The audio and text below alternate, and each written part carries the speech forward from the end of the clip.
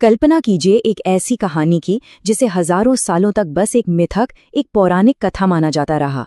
एक ऐसे शहर की कहानी जो ग्रंथों में तो मौजूद था पर दुनिया के किसी नक्शे पर नहीं। और फिर अचानक एक दिन विज्ञान की मदद से वही शहर सचमुच समुद्र की गहराइयों में मिल जाता है। आज हम द्वारका की इसी अविश्वसनीय यात्रा पर चलेंगे, जहां आस्था और सबूत दोनों एक दूसरे का हाथ थामे हुए नजर आते हैं। तो चलिए समय में पीछे चलते हैं साल 1983 में। भारतीय पुरातत्व सर्वेक्षण की एक टीम गुजरात के तट के पास अरब सागर की लहरों के नीचे कुछ खोज रही थी। अब देखिए, समुद्र के अंदर कुछ खोजना अंधेरे में सुई ढूंढने जैसा ही है।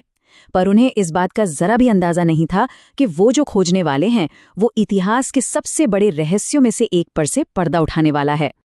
जैसे जैसे गोताखोर 130 फीट की गहराई में उतरे, पानी और भी धुंधला होता गया और फिर उनकी टॉर्च की रोशनी में कुछ ऐसा दिखा जिसने सचमुच उनकी सांसें रोक दी। सवाल यह है कि आखिर ऐसा क्या था समुद्र की उस अथाह गहराई में जिसने सबको इतना हैरान कर दिया।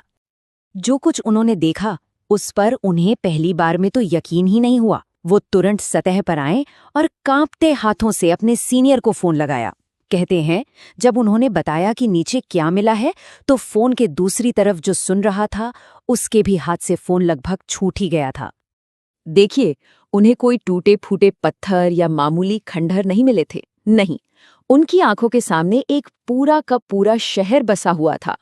जियोमेट्रिकली परफेक्ट दीवारें, बहुत बड़े बड़े दरवाजे, सीधी सड़कें और इमारतों की नींव, मतलब एक ऐसा सुनियोजित महानगर जिसकी प्लानिंग आज के आर्किटेक्ट्स को भी हैरान कर दे।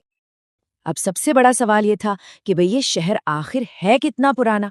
जवाब के लिए पत्थरों के सैंपल्स लिए गए और उनकी कार्बन डेटिंग की गई। कार्बन डेटिंग आप जानते ही होंगे, एक वैज्ञानिक तकनीक है जिससे किसी भी पुरानी चीज की उम्र का काफी सटीक पता लगाया जा सकता है। और जब नतीजे आए तो ये रहस्य और भी गहरा हो गया। ये खंडहर करीब करीब 3,500 साल पुराने थे, यानी ठीक उसी दौर के जिसे हम महाभारत काल के नाम से जानते हैं।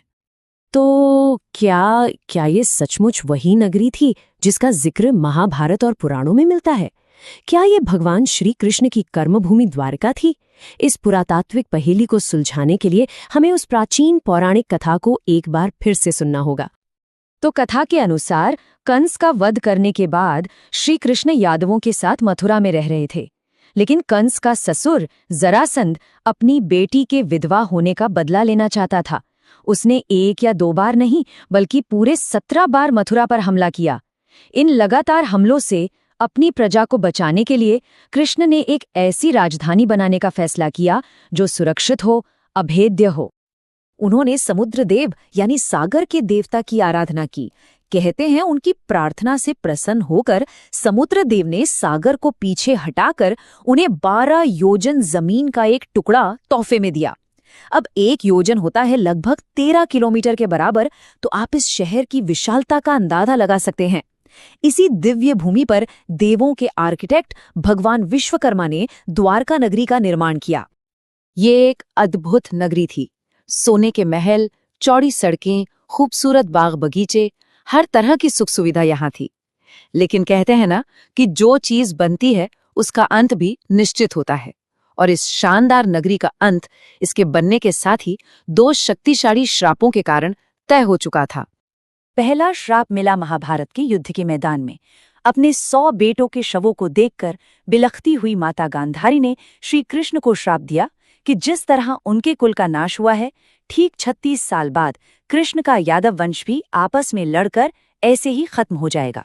और दूसरा श्राप वो कृष्ण के अपने ही बेटे सांब की गलती से मिला, जब उसने कुछ ऋषियों का अपमान कर दिया।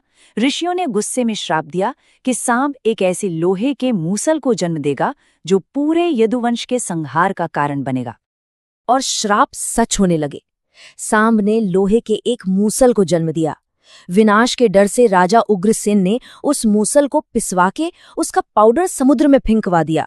उन्हें लगा चलो खतरा टल गया, लेकिन उस पाउडर का एक छोटा सा टुकड़ा एक मछली निगल गई। कई दिनों बाद जरा नाम के एक शिकारी ने उस मछली को पकड़ा और उसके पेट से निकले धातु के उसी टुकड़े से अपने लिए एक जहरीला नुकीला तीर बना लिया। और फिर ठीक 36 साल बीत गए। गांधारी का श्राप सच हुआ। यादव वंश के लोग एक उत्सव में नशे में धुत होकर एक दूसरे से ही लड़ने लगे और सब मारे गए। अपने कुल का ये विनाश देखकर बलराम ने भी देह त्याग दी। इस सबसे दुखी होकर श्रीकृष्ण एक जंगल में ध्यान करने चले गए और वहीं पर शिकारी जरा ने दूर से उनके पैर को हिरण समझकर उसी श्रापित तीर से निशाना लगा दिया। जैसे ही कृष्ण ने अपनी देह छोड़ी, समुद्र आगे बढ़ा और उनकी बसाई हुई पूरी द्वारिका नगरी को अपनी लहरों में समा लिया। तो ये थी वो पौराणिक कथा जिसे पीढ़ियों से हम सुनते सुनाते आए हैं। अब वापस लौटते हैं 1983 की उस खोज पर और देखते हैं कि विज्ञान को मिले सबूत इस कथा से कितना मेल खाते हैं। विद्वानों ने महाभारत में बताए गए ग्रहों की स्थिति के आधार पर ये कैलकुलेट किया है कि ये युद्ध 3102 ईसा पूर्व के आसपास हुआ था और हमारी कथा के अनुसार द्वारका का बनना और उसका विनाश दोनों ही इसी समय के आसपास हुए। याद है, कार्बन डेटिंग ने भी तो खंडरों को इसी युग का बताया था। पर अब कहानी एक ऐसा मोड़ लेती है जो किसी को भी हैरान कर सकता है। याद है, पुराणों में लिखा है कि समुद्रदेव ने कृष्ण को 12 योजन भूमि दी थी। अच्छा, जब पुरातत्वविदों ने समुद्र में मिले उस शहर की दीवारों को नापा और उसका क्षेत्रफल निकाला तो नतीजा क्या आया होगा? शायद यकीन करना मुश्किल हो, पर उस डूबे हुए शहर का क्षेत्रफल ठीक 12 योजन यानी लगभग 153.6 वर्ग किलोमीटर निकला। ये कोई अंदाजा नहीं था, ये एक सटीक माप था।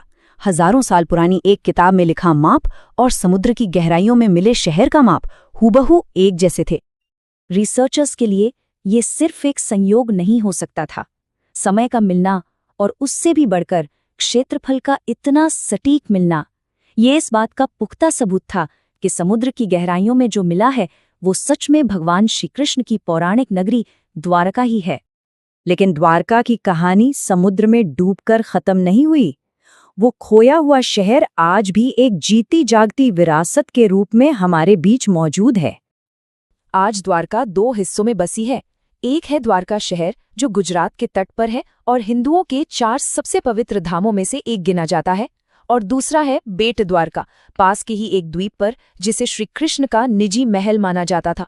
और सबसे रोमांचक बात तो ये है कि समुद्र के नीचे उस प्राचीन शहर को खोजने और उसके रहस्यों को जानने का काम आज भी जारी है।